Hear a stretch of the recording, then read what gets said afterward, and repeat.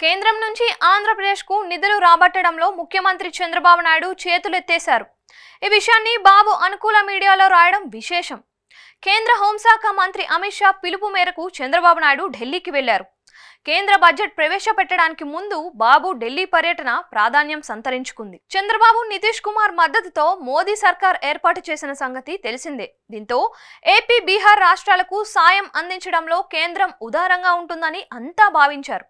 మరీ ముఖ్యంగా ఏపీకి కేంద్ర బడ్జెట్లో భారీ మొత్తంలో నిధుల ప్రకటన ఉంటుంది అనే చర్చ తెరపైకి వచ్చింది. అయితే టీడీపీ ఎంపీలతో నిర్వహించిన సమావేశంలో చంద్రబాబు నాయుడు చావు కబురు చల్లగా చెప్పారు.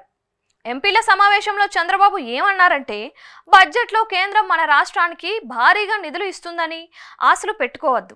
అలా చేయలేరు. ఒక రాష్ట్రానికి ఇస్తే అన్ని రాష్ట్రాల వాళ్ళు మీద పడతారు. మిగిలిన రాష్ట్రాలతో పోలిస్తే మన రాష్ట్రం పరిస్థితి ఎంత జిగజారిపోయి ఉందో చెప్పాను. వాళ్లకు అర్థమైంది. కానీ కొన్ని పరిమితులు ఉంటాయి. బడ్జెట్లో పోలవరం, అమరావతికి కొంతమేర కేటాయింపులు ఉండే అవకాశం ఉంది. ఏ పథకం కింద నిధులు అడిగినా వైసీపీ ప్రభుత్వ హయాంలో ఇచ్చిన నిధుల ఖర్చు వివరాలను కేంద్ర ప్రభుత్వం అధికారులు అడుగుతున్నారు.